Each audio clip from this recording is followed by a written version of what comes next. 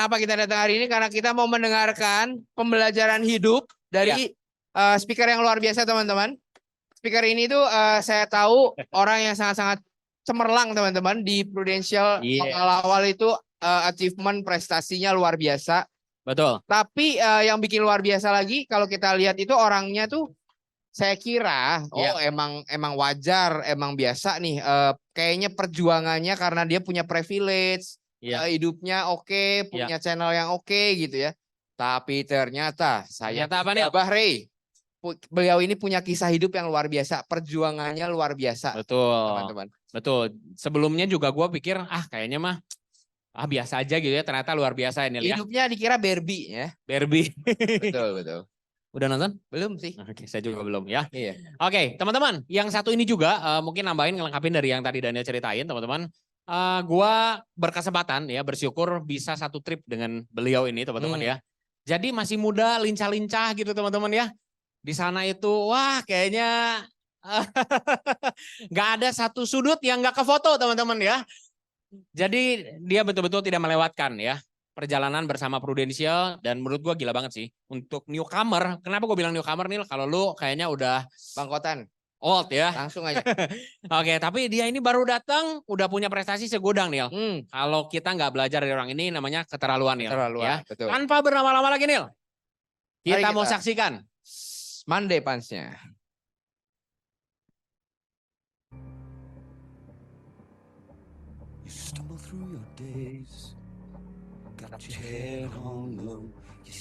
Wow, always been a dreamer.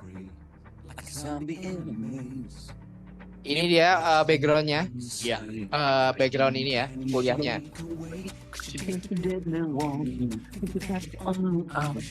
Big Four company loh. Wow. Dapat tawaran dari sana sini loh Nil. Ya. Luar biasa. Ya, pertama jadi teman-teman Escotidar. Berani bermimpi lagi, dan kali ini dia ngelihat sesuatu hal yang mustahil ya kelihatannya awalnya ya. Tapi dengan brainstorm.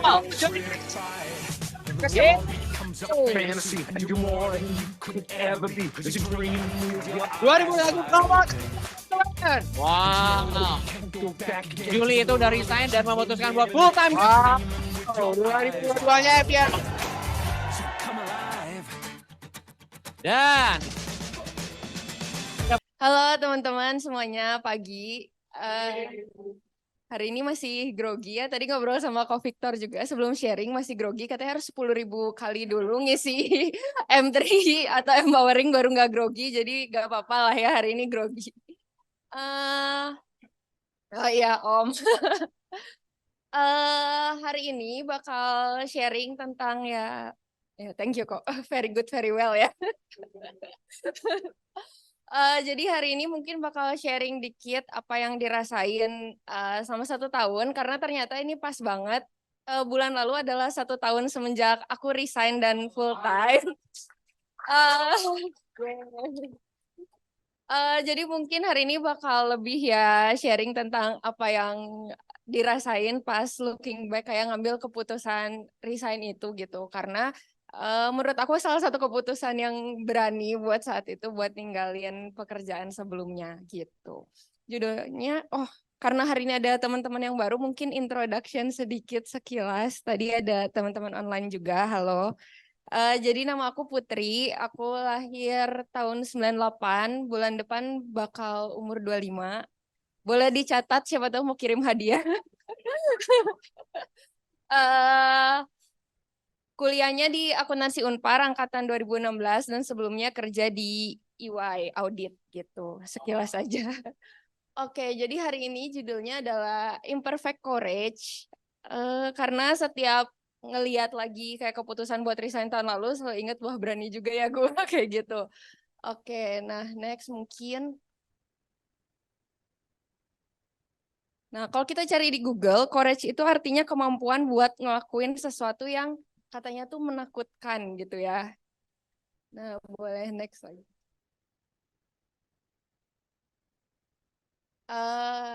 Nah, tapi ada satu yang menarik kemarin pas cari di Google. Jadi courage itu katanya adalah fuel buat push mimpinya kita, buat mendekatkan kita ke mimpinya kita juga gitu. Salah satu arti yang bagus banget juga. Nah, biasanya courage itu identik sama satu kata yang berikut ini, yaitu fear. Nah, biasanya kita suka kaitin kalau courage itu berarti kita kayak ngelewatin rasa takutnya kita gitu. Tapi ada yang bilang juga kalau courage sama fear itu cuma kayak koin. Jadi depan belakang itu mereka berkaitan kayak gitu. Nah, pas ngelihat kalimat ini aku jadi inget lagi nih throwback waktu proses resign. Jadi proses resign aku lumayan lama teman-teman, setelah join di tahun akhir 2020, 2021 mulai. 6 bulan kemudian aku berkesempatan ke Legacy nih, berkesempatan ke Legacy. Waktu itu lagi ada Under 30 di sesinya Ko Andre, mungkin beberapa udah denger juga. Nah, setelah pulang dari Under 30 itu, aku bilang ke mama kalau misalnya aku tuh mau resign. Karena seneng gitu ya lihat community-nya Legacy, kayaknya seru nih kalau bisa full time di Legacy gitu. Jadi itu bulan Juni tahun 2021. Ingat banget sampai itu, sampai akhirnya nggak langsung resign juga, tapi akhirnya bulan September atau Oktober aku ngechat manajer aku bilang kalau misalnya Ci mau ngobrol gitu ya. Itu ngechat kayak gitu, waktu itu lagi pakai smartwatch, udah ada stress levelnya udah menaik ya, deg-degan deg-degan banget, kayak heart rate-nya tuh udah, padahal cuma ngechat Ci aku mau telepon gitu doang. Akhirnya waktu itu ngomong ya apa concernnya, terus pengen resign segala macam, tapi belum berhasil teman-teman. Jadi waktu itu akhirnya dikasih offer buat nego. Jadi waktu itu bulan September dia bilang kayaknya Putri ini cuma burn out deh. Kayaknya bukan yang benar-benar pengen resign gitu katanya. Jadi dia kasih satu offer, boleh pulang ke Bandung. Boleh keluar kos, boleh pulang ke Bandung. Jadi aku pulang ke Bandung, keluar kos, kerja dari Bandung, teman-teman yang lain ke kantor, aku nggak usah ke kantor. Jadi lumayan ya waktu itu mikirnya kayak lumayan juga ya, gaji kan tetap gaji Jakarta tapi nggak usah bayar kos, tinggal di Bandung gitu ya, makan nggak usah pusing masak-masak, ada mama gitu ya, jadi kayak kayaknya ini menarik gitu ya. Tapi deep down sebenarnya bukan cuma mikir itu doang, karena aku masih takut buat ngambil keputusan buat full time sebenarnya saat itu. Kayaknya dari Juni ke September kayaknya masih terlalu cepat mungkin ya, kayaknya butuh waktu lebih lama segala macam, dengan alasan-alasan yang lain sebenarnya masih ada banget rasa takut buat ngambil keputusan full time pada saat itu. Akhirnya aku tetap jalanin kerja dari Bandung dan eh ya waktu itu masih kerja jadi masih part time. Jadi ngelewatin satu peak season namanya kalau di audit, satu round padat gitulah kita sebutnya peak season, itu biasanya dari November sampai Maret atau April kayak gitu. Akhirnya setelah jalanin ternyata nggak gampang juga, kayak jalanin double, apalagi mungkin udah tahu gitu maunya kemana, udah kepengen resign gitu ya, jadi jalaninnya tetap gak gampang dan akhirnya ngechat lagi nih dengan stress level yang masih sama ya, heart rate-nya masih naik-naik. Ci, aku mau telepon lagi. Dia udah nggak nanya nelpon apa, tapi udah nanya kenapa. Tetap masih deg-degan. Akhirnya kita teleponan lagi. Cuma ya puji Tuhannya karena udah 2 kali mungkin ya, udah mau ngajuin 2 kali. Akhirnya di approve teman-teman. Di approve tapi tanggalnya mundur-mundur. Jadi sempat udah oke approve tanggal segini, udah kayak gitu. Put mundur lagi ya, disuruh mundur lagi tanggal berikutnya karena ada klien yang belum beres segala macam gitu. Nah, setelah itu total-total kurang lebih 1 tahun dari aku berniat resign sampai beneran resign, teman-teman. Dari Juni 2021 berarti kemarin resign, sampai akhirnya beneran resign itu 1 Juli 2022 berarti. 1 Juli itu last day aku tahun lalu.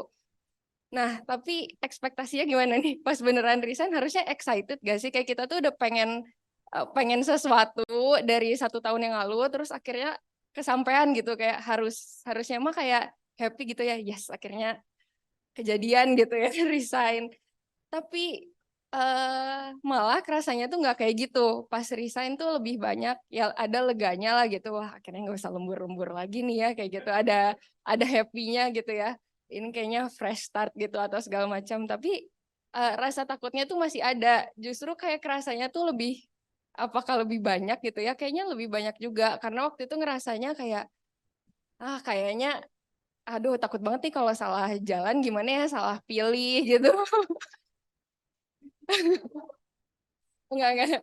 Gimana ya kalau misalnya salah pilih gitu. Apalagi momen saat itu tuh di mana ada beberapa teman yang lumayan deket juga. Kita entah kenapa semuanya kerja di tempat yang sama, di bidang yang sama, dan banyak yang resign juga. Tapi ya mereka pilih path yang lain, mereka kayak lompat ke company dan segala macam. Jadi aku kayaknya ini path-nya tuh yang paling unik sendiri gitu ya. Nggak ada orang yang ngambil path yang ini. Orang-orang semuanya ke company gitu ya. Jadi aku kayak ini benar nggak ya kayak gini? Apakah kalau salah gimana ya? Ini malu nggak ya udah ngomong ke sana ke sini gitu ya? Tapi ya tetap dijalanin meskipun rasa takutnya tuh masih ada. Kayak beberapa bulan pertama aku sejujurnya ini aku nggak tahu Om Victor tahu atau enggak. Tapi aku masih suka scroll LinkedIn gitu. Kalau misalnya dapat message kayak kayaknya ini menarik juga kayak gitu itu masih suka dilakuin. Karena masih ada takut gitu loh ngelihat orang-orang yang kok kayaknya mereka loncat tuh kondisinya ya baik gitu dan segala macam. Jadi rasa takut itu selalu ada tapi ya puji Tuhannya tetap keep going buat jalanin gitu waktu itu. Nextnya. Nah, terus ya sadar juga setelah beberapa kali jalanin kalau fears itu nggak bakal magically disappear, pasti masih selalu ada gitu. Tapi ya untuk tahu kita bisa overcome fears-nya atau enggak, kita harus ngelakuin sesuatu gitu. Kayak kalau misalnya waktu itu begitu, oh yang mana aku pencetnya? Oh oke. Kalau misalnya waktu itu, kayaknya ini keputusan yang salah, terus aku kayaknya aku balik kerja lagi aja deh. Itu kayaknya nggak bakal tahu ya apakah bisa overcome atau enggak gitu. Jadi yang namanya fears mungkin pasti selalu ada, kayak even setahun setelah resign sampai sekarang mungkin rasa takut-takutnya juga masih ada, takut akan sesuatu. Tapi yang perlu di-note kayak ya kita perlu make move buat ya overcome fears-nya kita gitu, karena itu hal yang bakal selalu ada gitu. Nah, ini juga ada quotes yang aku suka karena saat tadi aku ngelihat teman-teman aku loncat ke company, rasanya nyaman dan ya nyaman aja, nggak perlu adjust terlalu banyak gitu ya, kondisinya enak. Itu rasanya appealing banget buat apakah aku harus kayak mereka juga gitu ya. Tapi ya selalu yakin kalau misalnya saat kita pilih courage itu tuh ya bakal ada impact yang kita dapat dari keputusan berani yang kita buat gitu. Nah, kemarin setelah 1 tahun akhirnya mulai apa ya reflect gitu, kayak apa aja ya yang udah dilewatin 1 tahun ini gitu. Nah, yang pertama yang kemarin hasil reflect kemarin, there will always be some negativity lurking around. Waktu ngerasa takut, banyak banget negativity yang muncul rasanya. Entah dari luar gitu ya. Luar mungkin paling gampang kali ya saat orang teh look down ke kita atau saat ke aku. Saat orang look down, saat orang kayak mempertanyakan keputusannya atau saat kayak kayaknya ini orang keputusannya salah gitu. Tapi menurut aku yang paling yang lebih nggak gampang buat dilakuin itu saat negativity-nya tuh muncul dari diri sendiri. Karena sejujurnya kondisi aku saat resign dan bekerja itu bukan ada di state yang bagus, teman-teman. Waktu itu kayak merasa banyak banget perasaan kayaknya nggak good enough atau misalnya kayak nggak pede dan segala macam. Kemarin setelah refleksi juga kayak kenapa ya bisa kayak gitu.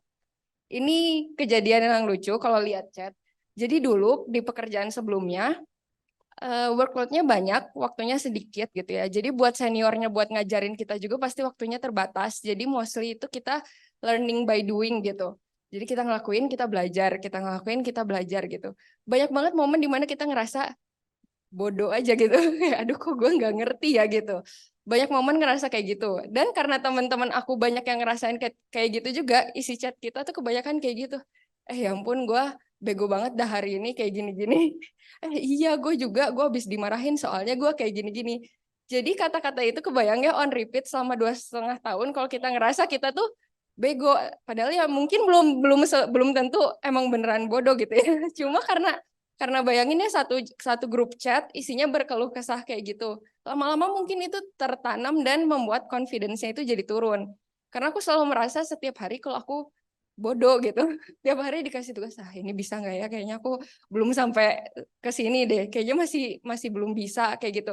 Sering banget berpikir negatif teman-teman pada saat itu. Jadi waktu resign tuh confidence-nya tuh ada di level bawah lah, benar-benar nggak pede buat ya, apalagi buat ketemu orang ya, buat ngelihat diri sendiri aja tuh kayak yang nggak pede sama sekali gitu. Karena tadi ngerasa banyak kurangnya dan ngerasa bodoh kayak gitulah pokoknya, mostly ngerasa bodoh itu sih kayak, dan itu sering diomongin jadi kayak ya pokoknya jangan ngomong kayak gitu ke diri sendiri sih. Jadinya ya gimana, tapi akhirnya sadar ya setelah punya waktu juga buat reflect kayak kenapa ya aku kayak gini dan kenapa kayak gitu. Negative voices itu ya pasti ada, tapi kita harus sadar kalau itu bukan hal yang baik dilakuin. Akhirnya aku sadar kalau itu bukan hal yang baik buat dilakuin. Banyak juga orang yang bilang, orang-orang terdekat, adek aku paling sering bilang kalau misalnya jangan kayak gitu segala macam.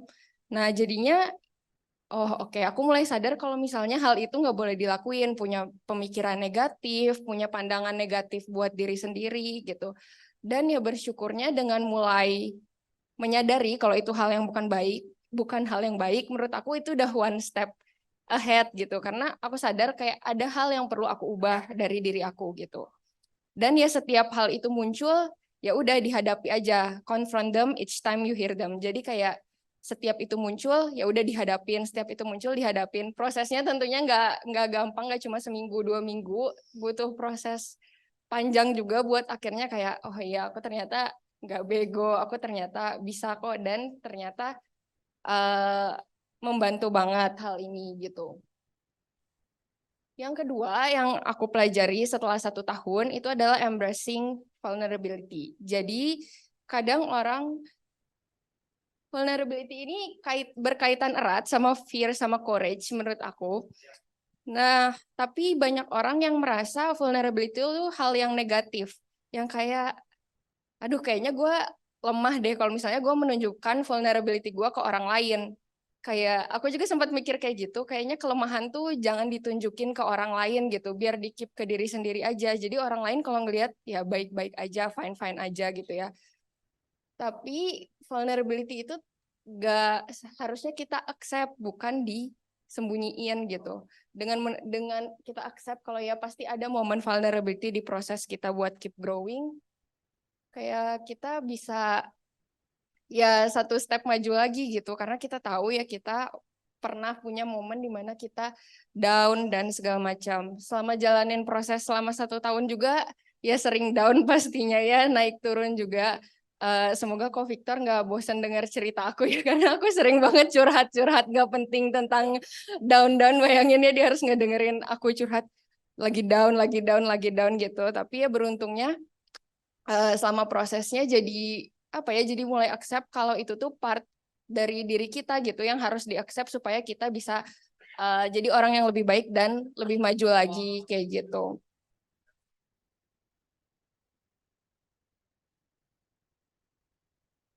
Berikutnya yang ketiga dan yang paling aku suka, tadi kan udah ngebahas tentang fear, tentang terus gimana negativity dan juga gimana vulnerability itu dihadapin gitu. Yang terakhir yang membantu aku banget selama 1 tahun ini adalah have community buat lean on, yaitu legacy gitu. Awalnya kan tadi udah cerita kalau misalnya sangat nggak yakin dengan keputusan yang diambil, tapi tetap dijalanin gitu ya. Bersyukur juga punya community yang support dan positif yang sangat membantu buat proses jalaninnya gitu.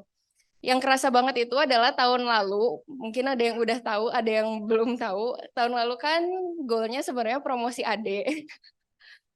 Dan per Desember itu by submit harusnya udah gitu ya. Tapi ternyata emang bukan jalannya. Ini sekarang ketawa, pas tahun lalu mah enggak.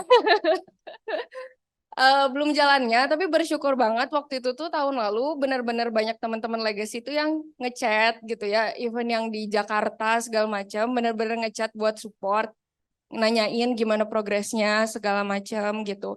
Dan ternyata case-nya itu baru kena substandard ya. Substandard itu tanggal 31 Desember jam 12 siangan. baru keluar keputusannya kalau itu tuh kena substandard dan kliennya lagi holiday. Jadi udah ya nggak bisa gitu ya. Waktu itu inget banget jam 12 lagi beli chat time guys. Lagi beli chat time. Terus Ko Victor telepon gitu ya. Kayak ya intinya telepon kasih semangat gitu ya. Mungkin kayak belum jalannya Putri nggak apa-apa buat pembelajaran dan lain-lain. Sejujurnya aku nggak terlalu inget. Oh maaf karena aku udah beli. Jadi aku waktu itu beli chat time sambil agak berkaca-kaca gitu ya. Kebayang mas chat time-nya kayaknya bingung nih orang kenapa gitu ya beli chat time sambil berkaca-kaca. Karena ya pasti sedih lah ya karena ya udah ya kadang udah ya udah tapi ya tetap ada sedihnya gitu waktu itu pas dapat telepon dan ya udah kontak nasabahnya tapi nggak bisa gitu. Tapi aku udah menyerah ya jam 12 siang itu. Tapi ternyata ada satu orang yang lebih nggak menyerah yaitu Ko Victor sama Ko Andre.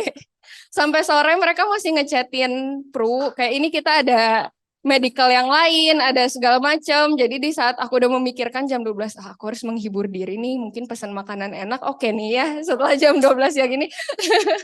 Tapi kok Andre masih nge-email Pru buat ngasih medical check up nasabah yang sebelumnya, yang bulan sebelumnya, meskipun kayaknya emang sulit ya dengan case-nya kalau pakai medical check up sebelumnya, tapi tetap berusaha maksimal. Terus aku ingat juga kok Andre ngechat akhirnya jam 6 atau 7 malam gitu ya. Malah dia yang say sorry gitu ya waktu itu. Putri sorry ya kok Andre belum bisa bantu maksimal gitu lah intinya.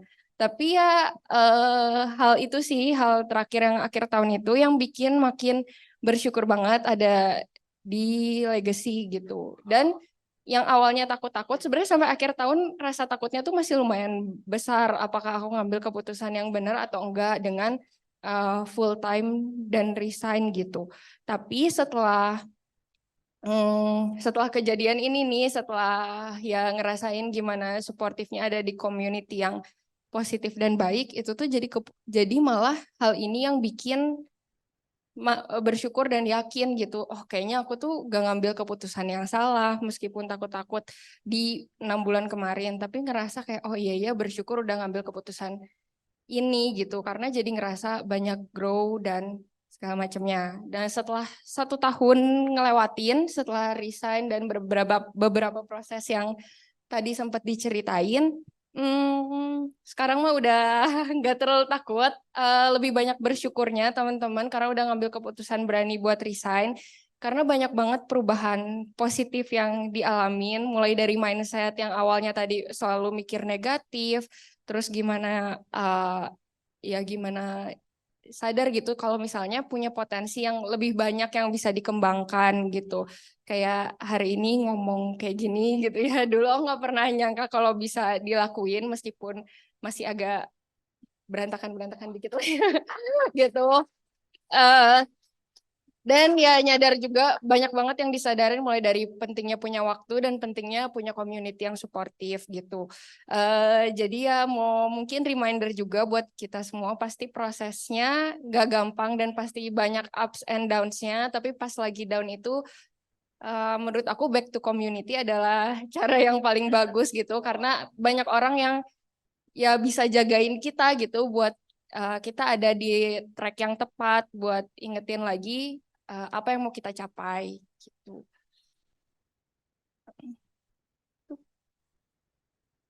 Nah, kok udah di sini? Oh ya.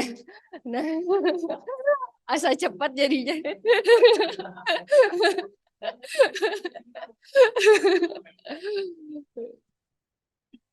Iya, jadi ya terus setelah udah 1 tahun juga menyadari kalau emang great things itu take more time to build gitu. Pasti karena kita semua punya goalnya masing-masing, mimpinya yang masing-masing yang ya ada di atas, di mana kita mau jadi orang yang lebih baik dan punya kondisi yang lebih baik gitu. Karena semuanya pengen yang lebih baik, pastinya butuh waktu buat build hal-hal baik tersebut gitu. Nah, ini ada kalimat juga, kalau misalnya kita punya goal untuk hal yang lebih baik, pastikan juga approach kita harus support goal kita itu yang lebih baik juga. Dan biasanya pasti ada rasa takutnya juga buat mencapai great things ini gitu.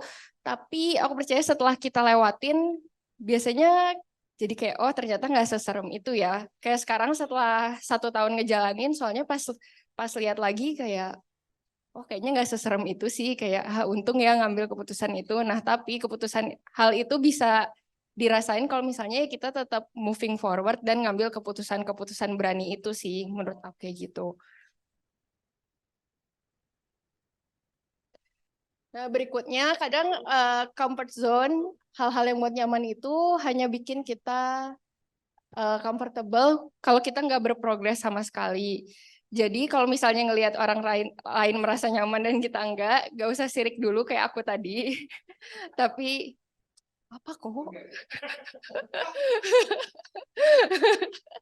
Jadi gak usah ngerasa kayak tadi, kayak orang kok kerasanya lebih nyaman ya, nggak apa-apa kalau ngerasa nggak nyaman, artinya kita udah berprogres gitu teman-teman. Nah, jadi gabungannya sama imperfect courage tadi, kadang kita belum mau melakukan sesuatu karena kita ngerasa kayaknya kita belum ada capability atau momennya untuk melakukan hal tersebut gitu. Kayaknya nanti aja deh nunggu, misalnya gue lebih jago ngomongnya atau nunggu pas kayaknya nanti market gue tahun depan kayaknya udah lebih grow gitu ya. Jadi kita selalu nunggu momen yang kita anggap perfect buat ngelakuin sesuatu. Tapi ya buat working on our dreams itu nggak selalu ada perfect moment teman-teman. Karena ya nggak tahu perfect moment itu kapan dan mungkin nggak bakal ada, belum tentu ada perfect moment tersebut. Jadi ya saat kita udah tahu kita maunya apa ya begin to work as soon as we can. Meskipun courage-nya itu belum perfect, kayak misalnya meskipun kita beraninya baru setengah dan lainnya masih takut ya nggak apa-apa lakuin aja. Masih ada kesalahan atau weakness juga nggak apa-apa, tetap pilih buat melakukan hal itu gitu. Jadi imperfect courage will always better daripada kita nggak punya keberanian untuk melakukannya sama sekali gitu. Udah selesai. Thank you. Ini berapa menit?